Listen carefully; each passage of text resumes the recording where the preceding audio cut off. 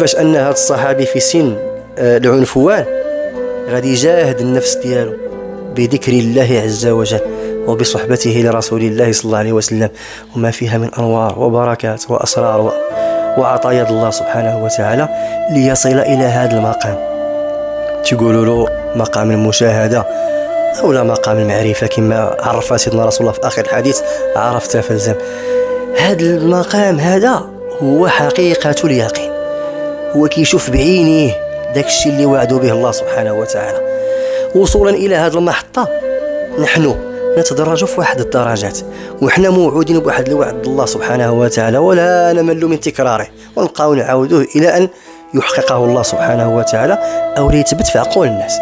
هذا الوعد الله سبحانه وتعالى واللي استرنا الله عز وجل في سوره الاسراء، واسترنا الحبيب المصطفى صلى الله عليه وسلم في حديث الخلافه. هادو جوج الحويجات خاص يكون عندي فيهم